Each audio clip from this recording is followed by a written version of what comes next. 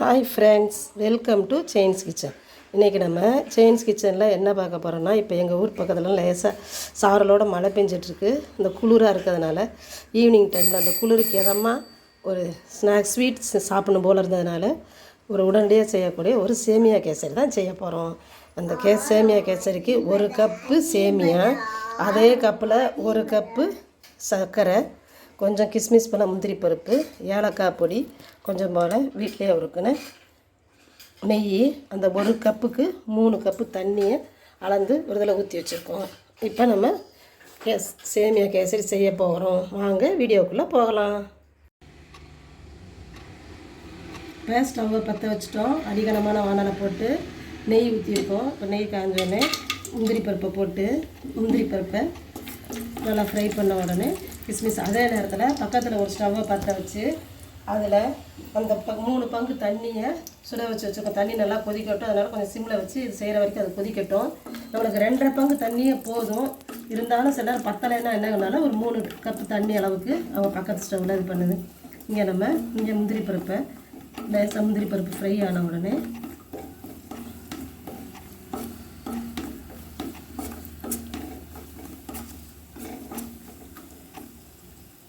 முந்திரி பருப்பில் லைட்டாக கலர் மாறிடுச்சு. இப்போ நம்ம எடுத்து வச்ச கிஸ்மிஸ் பழத்தையும் போட்டாச்சு. அது பபுள் மாதிரி வந்த உடனே இதை தனியாக நம்ம அதே பிளேட்டில் தனியாக எடுத்து வச்சுக்க போகிறோம்.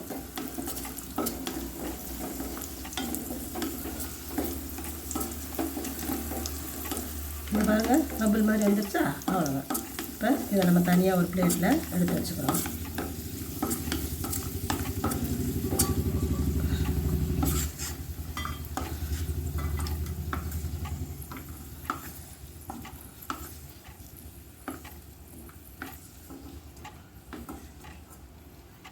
எடுத்து வச்சாச்சு. இப்போ நம்ம அதே அந்த நெய் இருக்குல்ல, அதில் நம்ம எடுத்து வச்ச 1 கப் அளவு சேமியாவை நல்லா ஸ்லோ ஃப்ளேமில் வச்சு வறுக்கணும். அந்த லைட்டாக கலர் மாறுற அளவுக்கு எதுவாக ஸ்லோ ஃப்ளேமில் தான் நம்ம வறுக்கணும்.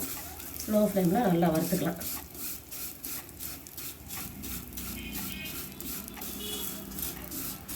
ஒரு 2-3 நிமிஷம் ஆகும். நல்லா வறுத்த பிறகு நம்ம இது பண்ணலாம். பாருங்கள், ஒரு 2-3 நிமிஷமாக நல்லா ஸ்லோ ஃப்ளேமில் வச்சு வறுத்தோம். சேமியா பாருங்கள் நல்லா கலர் மாறி நல்லா இந்த இது தொட்டவும் நல்லா வதங்கிடுச்சு. பக்கத்தில் ஸ்டவ்வில் தண்ணி கொதிக்க வச்சுருந்தோம்ல, இந்த தண்ணியை நல்லா கொதிச்சிருச்சு. இப்போது ஸ்லோ ஃப்ளேம்லேயே தான் வச்சுருக்கோம். அப்படியே மெல்லமாக வச்சு இப்போ ஸ்லோவாக இந்த தண்ணியை கொஞ்சம் ஒரு 3/4 அளவு ஊற்றணும். ஏற்கனவே நம்ம என்ன சொன்னோம், 1 பங்குக்கு 2.5 பங்கு தண்ணி போதுன்னு சொன்னோமா, அதனால் ஃபுல்லாக ஊற்றாமல் கொஞ்சம் ஒரு 1/2 அளவு தண்ணியை தனியாக எடுத்து வச்சுட்டு இப்போ அதையும் ஸ்லோ ஃப்ளேம்லேயே வச்சு நல்லா கிண்டணும். ஏற்கனவே நம்ம சொல்லியிருக்கோம், எப்போயுமே நம்ம எதுவும் ஸ்வீட் செஞ்சோம்னா அந்த ஸ்வீட் எடுத்து காட்டுறதுக்காக சும்மா லைட்டாக தூண்டு உப்பை போட்டுக்கணும். உப்பை போட்டு நல்லா அது ஸ்லோ ஃப்ளேம்லேயே கிண்டி விடணும். நல்லா வேகணும்.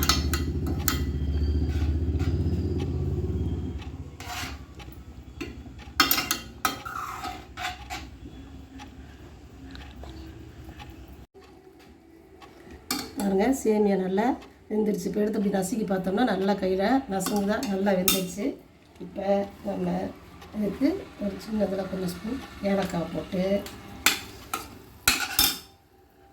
1 கப் வெல்லம் வச்சுக்கிட்டாங்க. இந்த கேசரி கலருக்காக ஃபுட் கலர் எதுவுமே நான் போடலை. ஃபுட் கலர்னால் அவ்வளோவா பிடிக்காது, அதனால் கலர் எதுவுமே போடாமல் செய்கிறோம். ஜீனியும் போட்டு ஜீனி போட்டோடனே கொஞ்சம் அது இலக ஆரம்பிக்கும். அப்படியே நல்லா கைவிடாமல் ஒன்று போல் கிண்டிக்கணும். கொஞ்சம் தண்ணியாக இருக்க மாதிரி தான் இருக்கும். ஆறின உடனே விரியும். இப்போ போட்டு ஒரு 2-3 நிமிஷம்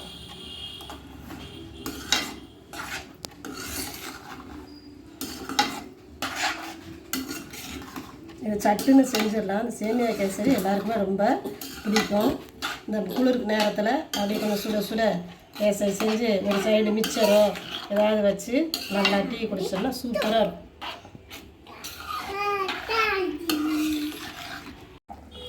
பாருங்கள், நல்லா வெந்துருச்சு. இப்போ நம்ம வறுத்து வச்ச கிஸ்மிஸ் பழம், முந்திரி பருப்பையும் போட்டு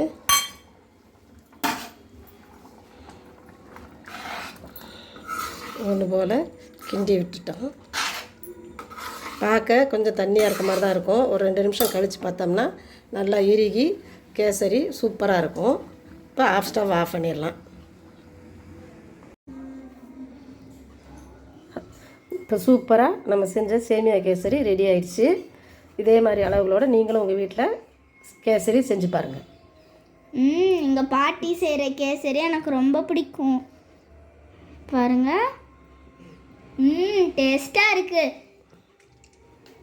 இந்த வீடியோ உங்களுக்கு பிடிச்சிருந்துச்சுன்னா லைக் பண்ணுங்கள், ஷேர் பண்ணுங்கள், சப்ஸ்கிரைப் பண்ணுங்கள், கமெண்ட் பண்ணுங்கள். தேங்க்ஸ் ஃபார் வாட்சிங்.